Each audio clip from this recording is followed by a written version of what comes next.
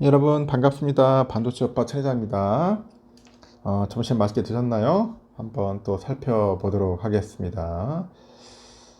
지금 보니까 뭐 코스피하고 코스닥은 좋은데 삼성만 비실되네요. 삼성만 아주 좀 짜증나죠. 코스피는 현재 2539를 가리키고 있더라고요. 0.8% 정도 오르고 있고 개인들은 팝니다. 한 1600억 정도 외국인하고 기관들은 사고 있고요.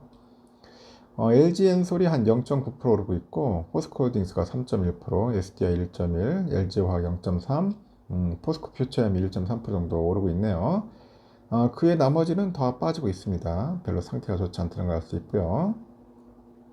코스닥은 908.41을 가리키는데 한 1% 오르고 있습니다. 코스닥 흐름 좋습니다. 에코프로비엠이 0.7% 오르고 있네요. 에코프로는 보합이고 오늘 포스코 DX 많이 오르네. 오늘 그 LNF가 5.6% 오르고 JYP 2.1, SM 3.3, 펄어비스 6.5. 코스닥이 흐름이 아주 좋아요. 지금 아주 시원시원하게 오르고 있습니다. 오르고 있고 삼성만 아주 비실비실 되고 있습니다. 삼성 투자자들, 반도체 투자들이 아주 짜증날 거예요. 이런 때 어떻게 해야 할지 깝깝할 겁니다. 그 원달러 환율은 장중에 1320원 그 초중반대에서 막 움직이고 있던데 그 외환시장에서 지난주에는 잭슨홀 그 연설을 중립적으로 이제 해석을 해가지고 위험자산 선호와 함께 이전 달러 강세가 약간 주춤하면서 환율이 좀 하락하고 있는 것으로 풀이되네요. 이번 주 물가랑 고용지표 발표 전까지는 환율의 하방 테스트를 할 것이다. 그런 이야기도 있습니다. 서울 외환중개에 따르면 그 환율은 오후에 28일 날 12시 5분 정도 보니까 1325원보다도 0.5원 정도 내려서 1324.7원 정도 거래하네요. 이날 환율은 여기 환율을 반영했는데 전거래 종가보다 1.2원 하락을 해서요. 1324.0원이 개장을 했고 개장 직후 환율은 하락폭을 확대했고 1319원까지 내립니다. 이후에 1320원 초반을 횡보하던 환율은 다시 한번 1319원선을 터치를 해요. 이후 반등하기 시작해서 1320원 중반 쪽에서 이제 움직입니다. 시장은 제롬 파월 연방준비제도 의장의 발언이 매파적이었지만은 원론적인 입장을 되풀이한 수준으로 예상을 크게 벗어나지 않은 것으로 평가를 합니다. 또 파월 의장이 추가 금리 인상의 가능성을 열어뒀지만은 결국은 경제 지표에 따라서 판단을 내리겠다고 한 점을 지적을 했고 그의 발언을 다소 중립적으로 볼 수 있다고 평가하죠. 이제 시장 참가자들은 파월 의장의 잭슨홀 발언을 이제 소화하면서 물가나 고용 지표 발표를 기다리고 향후 금리 전망을 점쳐볼 것으로 봅니다. 이달 말 연준이 주로 참고하는 물가 지표에 미국의 7월 PCE 물가 지수가 발표되는데 지난달 PC 물가는 서비스 물가 상승으로 인해서 전년 동월보다 3.3% 오를 것으로 예상이 돼요. 6월에 3.0% 상승해서 더 오를 거랍니다. 달러는 소폭 약세로 돌아섰고 달러 인덱스는 27일 저녁 11시 5분 기준 104.07을 기록하네요. 위안화 절상 고시에도 불구하고 달러와 그런 위안 환율은 7.28 위안대로 오름세입니다. 달러 엔 환율은 146엔대를 유지하고 있고 일본은행의 완화 그 기조 고수 의지에 연중의 최저치를 기록한 것에서 크게 벗어나지 못하는 모양새입니다. 외국인들은 코스피 시장에서 200억 원대 순매수하는 반면에 코스닥에서는 150억 원대 순매도하고 있어요. 코스피와 코스닥 지수는 강보합을 나타내고 있다 보시면 됩니다.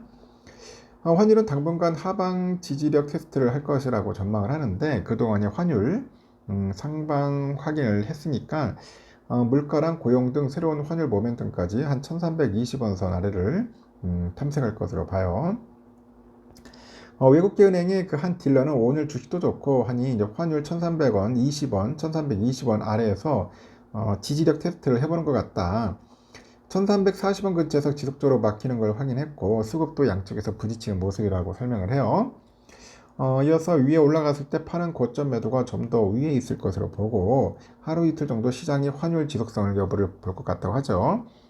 월말 내고가 집중될 가능성도 있다고 합니다. 그래서 위로 튀기보다는 1300원 쪽으로 갈 것이다. 그렇게 보는 것 같습니다. 일단은 장은 그렇게 흘러갈 것 같아요. 지금 보니까 중립적인 잭슨홀, 중립적인 잭슨홀. 하여튼 좀 더 한번 지켜보도록 하겠습니다. 그리고요, 28일 날 국내 국고채 시장은 이제 잭슨홀 이 이벤트가 지나간 가운데 그 장 단기물 금리가 차별화를 보입니다. 단기물이 긴축 장기 우려를 반영을 해가지고 상승하는가 하면 중장기물은 금리가 하락 중입니다. 채권 가격은 금리와 이제 반비례 관계예요. 10년 국채 선물 그 가격 추이를 보면은 마켓 포인트 다니까 3년 국채 선물 오전 11시 기준 1틱 내려가지고 103.31, 그 10년물은 28틱 올라가지고 108.83을 이제 기록합니다. 3년 국채 선물 수급을 살펴보니까 외국인이 79계약, 금융투자가 5,561계약을 순매도하고 있고요. 투시는 2,107계약, 은행은 2,698계약 정도 이제 순매수를 합니다. 10년 국채 선물은 외국인이 5,109계약을 순매하는 가운데 금투가 5.8계약, 투신이 718계약 순매도 중이네요. 국채 시장은 혼조세입니다. 국고 3년물 금리가 전거래일 대비 1.5bp 올라서 3.805%, 5년물은 0.2bp 내려서 3.840%를 기록하고 있네요. 중장기물을 살펴보니까 5년물이 0.2bp 내려서 3.840%, 10년물은 2.0bp 내려서 3.913%를 보이고 있습니다. 20년물은 2.4bp 내려서 3.856%, 30년물은 3.0bp 내려서 3.807%를 기록 중이다. 그렇게 보시면 될 것 같습니다. 이날 국고채 시장은 단기물과 중장기물 금리 차별화가 뚜렷했고 단기물 금리에 대해서는 추가 긴축을 뭔가 반영 중이다. 그런 분석도 있는 것 같아요.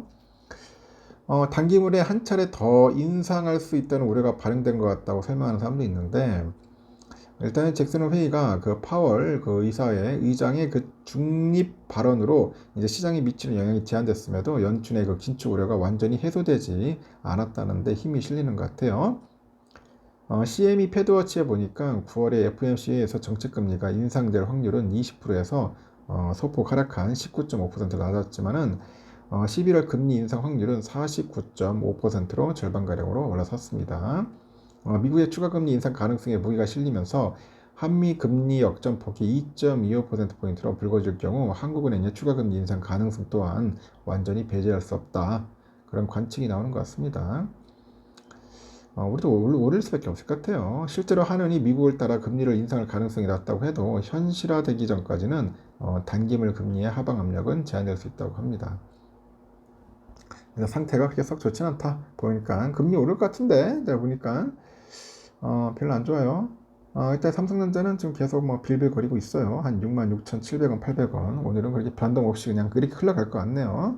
한 0.5% 정도 빠질 것 같습니다. 우선주도 마찬가지인데 지금 55,000원 선에서 끝날 것 같네요. 보니까 54,900원, 55,000원 선에서 마무리되지 않겠나 봅니다. 소폭 빠질 수도 있고 막판에 종가 유종이 나타나가지고 튀어오를 수도 있습니다. 근데 반도체 섹터가 좀 힘이 없네요. 오늘은 힘이 없으니까 한번 충격을 먹어서 그런 건지 반등을 할 줄 알았는데 반등의 힘이 좀 약한 것 같습니다. 반등 힘이 꺾인 건지 하여튼 힘이 없어요. 힘이 없으니까 조금만 기다려 보십시오, 여러분. 일단은 이렇게 끝내겠습니다. 또 다음 시간에 또 뵙도록 할게요.